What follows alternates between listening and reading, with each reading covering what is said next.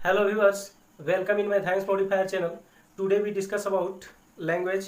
भाषा के बारे में हम लोग आज डिस्कस करने वाले हैं जो कि बहुत ही इंपॉर्टेंट चैप्टर है और इससे बहुत सारे क्वेश्चंस भी एग्जाम्स में राइज होते हैं, उठते हैं और ऐसे सवालों के जवाब देना लाजमी होता है और जिसकी जानकारी हमें चाहिए होती है। और सबसे मेन बात क्या होती है इसमें, सबसे मेन बात ये है कि अनेक प्रकार के विद्वान हैं उनके मतानुसार भाषा क्या है ये पूछी जाती है, तब मज़े की बात होती है और उसकी जानकारी हमें होनी चाहिए। नहीं होने पर समस्या होती है। हम वैसे तो भाषा की परिभाषा जानते हैं, कौन नहीं जानता, सब जानते हैं, लेकिन अनेक विद्वानों के अनुसार जब पूछी जाती है तब थोड़ी समस्या क्रिएट हो जाती है। तो कोई बात नहीं, हम लोग डिस्कस कर लेते हैं। तो अगर चैनल को सब्सक्राइब नहीं किया होगा तो कोई बात नहीं, कर लीजिएगा।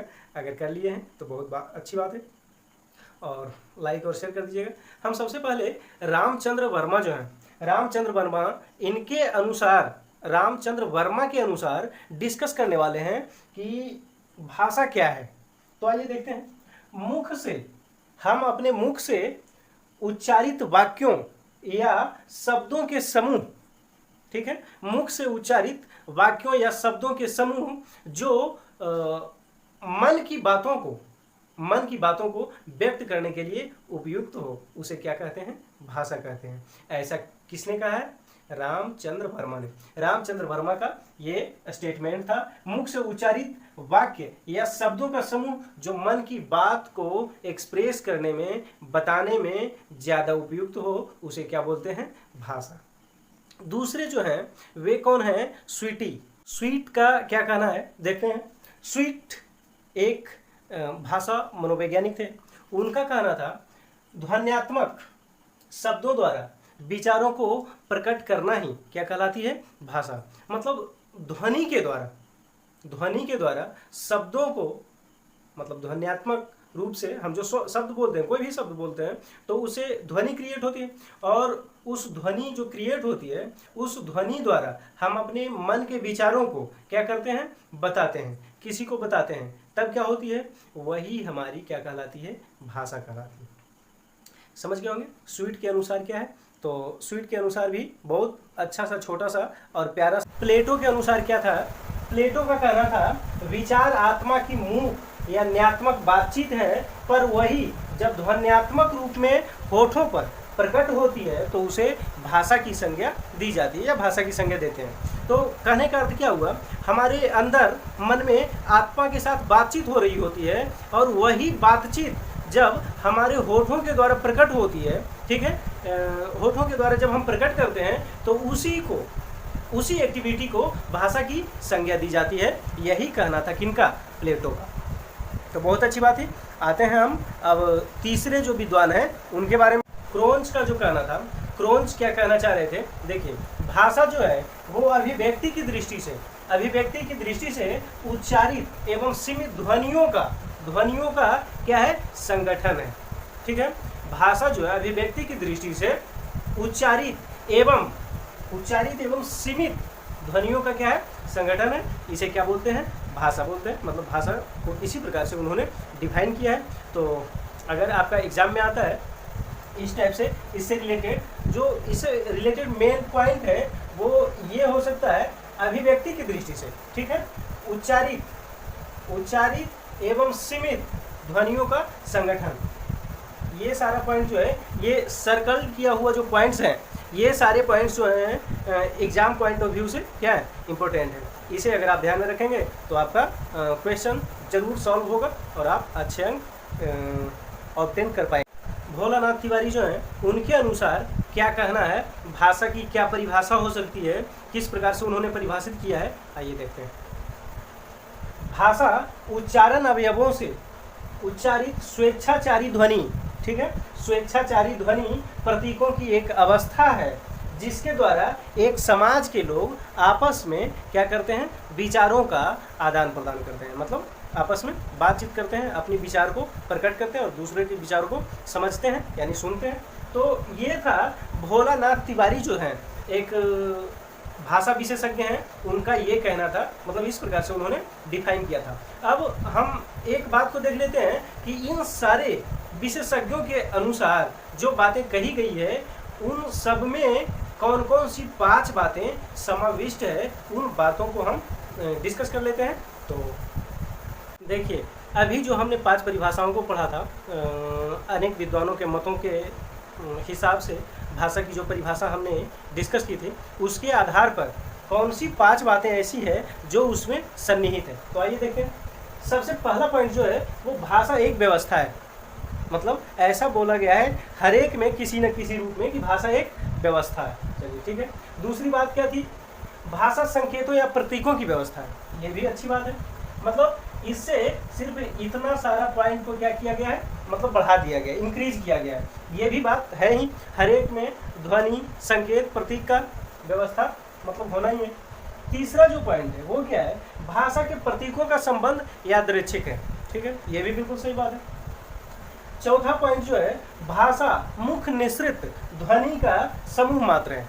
समझ पा रहे होंगे क्या कहा जा रहा है? भाषा जो है मुंह से निकले हुए मतलब निश्रित ध्वनि का समूह मात्र है। ध्वनि जो निकलता है उसका समूह में ध्वनि निकलता है, तो वो जो ध्वनि के समूह का क्या है, निश्रित ध्वनि का समूह मात्र है, उसी को क्या कहा जाता है? भाषा कहते हैं। हम लोग जो बोल रहे हैं ये क्या है? एक शब्द निकल रहा है ध्वनि के रूप में, ध्वनियों का समूह जो है, समझ पा रहे होंगे, वर्ण को ध्वनि साउंड में क्या बोला जाता है?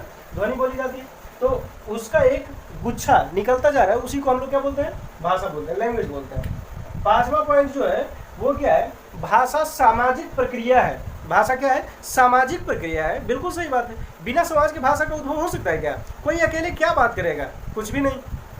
और जब विचारों के आदान प्रदान की बात आती है तभी तो लोग जो हैं तरह तरह की कल्पनाएं करते हैं, जैसे सांकेतिक भाषा भी। अभी भी कुछ ऐसी बातें आने वाली है, अभी भी कुछ ऐसी बातें हम लोगों के बीच होने वाली है जो अभी तक भाषा के रूप में हम लोगों के बीच नहीं आया है, तो वो भी आएगा। और हर समय, जैसे मान लीजिए कि जिस समय कंप्यूटर नहीं आया था उस समय इस टाइप का कोई मतलब एक्शन नहीं दे रहा होगा, लेकिन जब इस टाइप का एक्शन आ गया मतलब वो कीबोर्ड से रिलेटेड है। ठीक है, इस टाइप का ऑप्शन आया, एक्शन आया, इसका मतलब हारमोनियम से रिलेटेड है। इस टाइप का आएगा मतलब वो ढोल, नाल, कुछ भी कर सकते हैं। तो उसका आविष्कार जब से हुआ तभी से उसका क्या बना? एक्शन बना, उसका एक एक्शन बना, अप्रोप्रिएट एक्शन बना, और उसी के आधार पर जो है लोग आपस में बातचीत भी कर लेते हैं।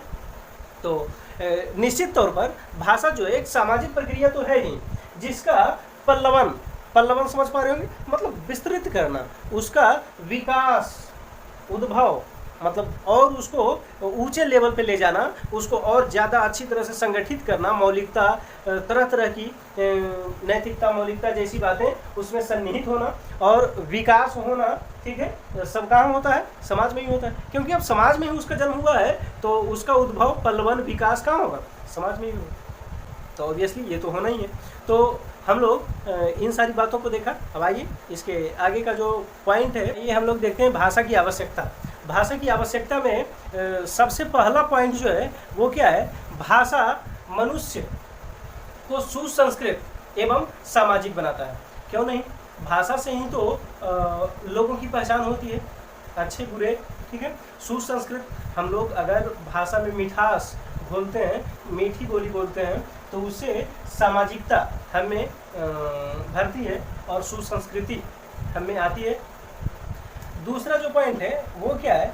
भाषा से ही ज्ञान का संरक्षण हो पाता है। अब भाषा से ज्ञान का संरक्षण हो पाता है, इस बात की पुष्टि तब होती है जब आप कुछ भी लिखेंगे, मतलब लिपिबद्ध करेंगे, तब क्या होगा? वो आपका बच्चा पढ़ेगा, उसका बच्चा पढ़ेगा, इस तरह से मतलब पीढ़ी दर पीढ़ी साइंटिस्टों वाली बात, विद्वानों वाली बात हम तक आ रही है। तो वो सुरक्षित कैसे है? वो सुरक्षित भाषा से ही है, क्योंकि भाषा आई तो उसे लिपिबद्ध किया जाने लगा। अब जरा आप बताइए कि जिस समय भाषा नहीं थी, अस्तित्व में नहीं आई थी, आप चले जाइए आदि मानव के टाइम में, तो उस टाइम की कोई बात आपको पता है क्या कि कौन सा मनुष्य किसी से किस तरह की बातें कर रहा था? नहीं पता है, क्योंकि वहाँ की जो बातें थी वो आज तक सुरक्षित नहीं रह पाई, वो ज्ञान जो है आज तक सुरक्षित नहीं रह पाया, उसका संरक्षण नहीं हो पाया, क्योंकि उस टाइम भाषा नहीं थी। तीसरा जो पॉइंट है, भाषा ज्ञान वृद्धि को संभव बनाती है। क्यों नहीं? ज्ञान वृद्धि हमारा तभी होता है जब हम भाषा को जानते हैं। हम बोल रहे हैं, आप समझ रहे हो, आप बोलोगे मैं समझूंगा, तभी तो आप कुछ पूछ भी पाओगे तो मैं बता पाऊंगा, या फिर मैं आपसे कुछ पूछ पाऊंगा तब आप बता पाओगे। तो ये जो है ज्ञान की वृद्धि के लिए तो है ही। ज्ञान की वृद्धि तो इससे होती है, इसके बिना ज्ञान की वृद्धि कैसे होगी। अब किसी भी मनुष्य को कोई भी प्रॉब्लम है वो किसी से कैसे पूछ पाएगा, और नहीं पूछ पाएगा तो उसको कोई बताएगा कैसे, और बताएगा नहीं तो उसकी ज्ञान में वृद्धि होगी कैसे। समझ पा रहे होंगे।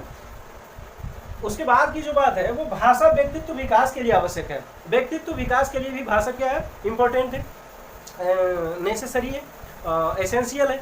भाषा के बिना व्यक्तित्व विकास हो ही नहीं सकता, क्योंकि उसी से आप अपने अच्छे अच्छे लोगों से, आदर्शों से बहुत सारा कुछ सीखते हैं, जिसका माध्यम क्या होता है, भाषा ही होता है। उसके बाद का जो पॉइंट है वो क्या है, यह राष्ट्रीय एकता एवं सामाजिक विकास के लिए भी क्या है, आवश्यक है। राष्ट्रीय एकता, राष्ट्र की एकता के लिए और सामाजिक विकास के लिए भी क्या है, आवश्यक है। इसी से तो समाज का विकास होगा, क्योंकि भाषा का आदान प्रदान तो हर समय जरूरी है, क्योंकि भाषा के बिना तो मनुष्य अधूरा रह जाएगा, किसी भी मतलब काबिल नहीं रह पाएगा। सबसे लास्ट का जो पॉइंट है वो क्या है, भावों तथा विचारों के आदान प्रदान के लिए भी भाषा आवश्यक है। बिल्कुल सही बात है। विचारों के आदान प्रदान के लिए तो हम शुरू से ही उसी की बात करते आ रहे हैं। बिना विचारों के आदान प्रदान, मतलब बिना भाषा के विचारों के आदान प्रदान तो संभव है ही नहीं, जैसा कि हमने पहले भी डिस्कस किया। तो इस प्रकार से ये सारे 6 पॉइंट्स जो हैं ये इंपॉर्टेंट हो जाते हैं, मतलब भाषा के नीड्स ऑफ लैंग्वेज को शो करते हैं, भाषा की आवश्यकता को दर्शाते हैं। तो इन पॉइंट्स को हम नोट आउट कर सकते हैं, हमेशा समझ सकते हैं। मनुष्य के जीवन के को विकसित होने में भाषा का अहम योगदान है, इसे हम इन बिंदुओं के द्वारा समझ सकते हैं। मनुष्य को सामाजिक प्राणी कहा गया है, इस संपूर्ण ब्रह्मांड का बोल सकते हैं, या फिर पृथ्वी पर का तो बोल ही सकते हैं कि संपूर्ण पृथ्वी पर का सर्वोत्कृष्ट रचना जो है वो क्या है, मानव ही है। तो मानव सर्वोत्कृष्ट रचना हुई कैसे, हुआ कैसे हुआ, सोचिए जरा। क्योंकि इसके पास भाषा है, ये आपस में बातचीत कर लेता है और अपनी बातों को बहुत तेज़ी से फैला सकता है, अपने ज्ञान को फैला सकता है और अपने ज्ञान के प्रकाश से लोगों को प्रकाशित कर सकता है। ठीक है, इतना ही नहीं, अपने व्यक्तित्व को विकसित कर सकता है, अपने जैसे बहुत सारे व्यक्तित्व को विकसित करने में सहायक सिद्ध हो सकता है। और इसमें भाषा के ही कारण ज्ञान आती है, जो हमने पहले भी पढ़ा। तो ज्ञान आएगी तभी तो हम इंटेलिजेंट हो पाएंगे, और हमें इंटेलिजेंस कूट कर भर जाएगी, तभी तो हमारा विकास हो पाएगा। तो हम अपने आधार पर देखिए किस प्रकार से कह सकते हैं कि भाषा की महत्व कितनी है हमारी लाइफ में। मनुष्य जो है सामाजिक प्राणी है, भाषा के ही आधार पर। अब देखते हैं पहला पॉइंट जो है वो क्या देता है भाषा हमें। भाषा जो है ज्ञान प्राप्ति का साधन है, ज्ञान प्राप्ति का साधन। दूसरा क्या है, विचारों के आदान प्रदान का साधन। तीसरा क्या है, सामाजिक जीवन में प्रगति का साधन। चौथा क्या है, राष्ट्र की एकता का आधार, हम लोगों ने पहले भी डिस्कस किया। व्यक्तित्व निर्माण में भी सहायक है।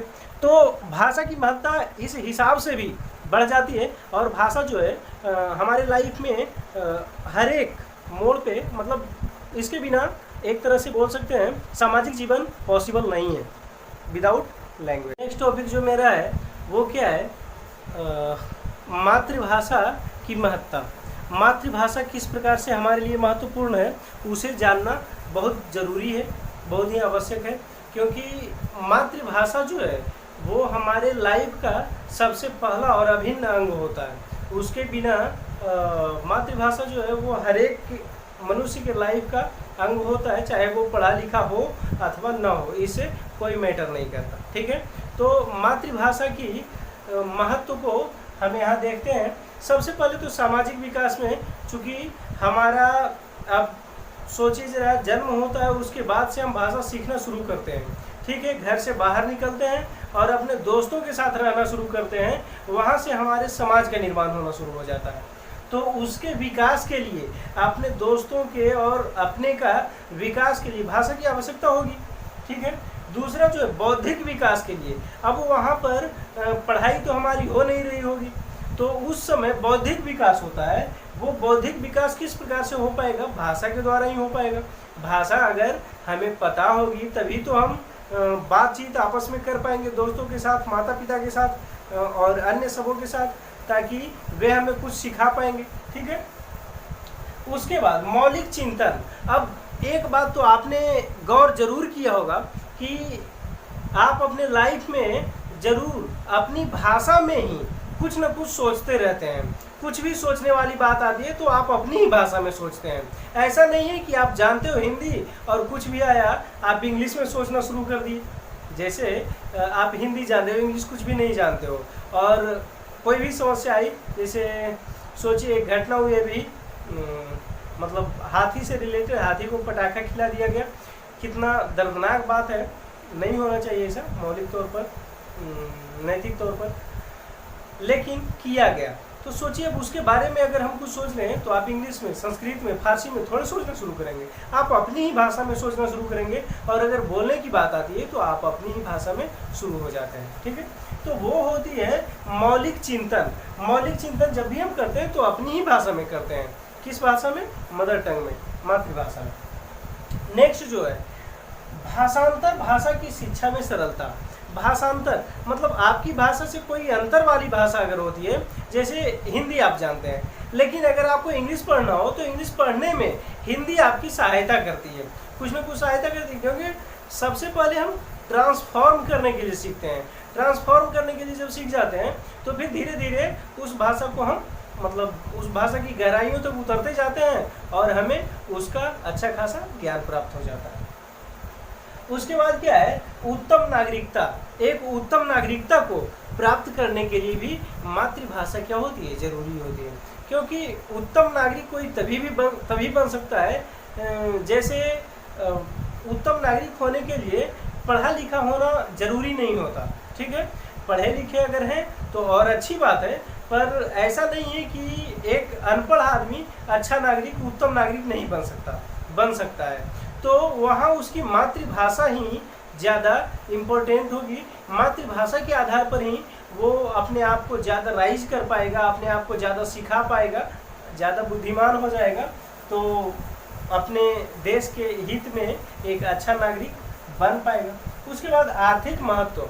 आर्थिक महत्व में तो कहने की ज़रूरत नहीं है, आप चाहे कुछ भी करो, अर्थव्यवस्था की जब बात आती है तो भाषा का इम्पोर्टेंस वहाँ बढ़ ही जाता है। और अर्थव्यवस्था के हिसाब से भी हमारा मदर टंग जो है, मातृभाषा, वो बहुत ज़्यादा इम्पोर्टेंट हो जाती है। तो आज के लिए इस वीडियो में इतना ही। धन्यवाद। हम आगे के वीडियो में फिर आपके लिए इम्पोर्टेंट टॉपिक लेकर आएंगे। तब तक के लिए धन्यवाद।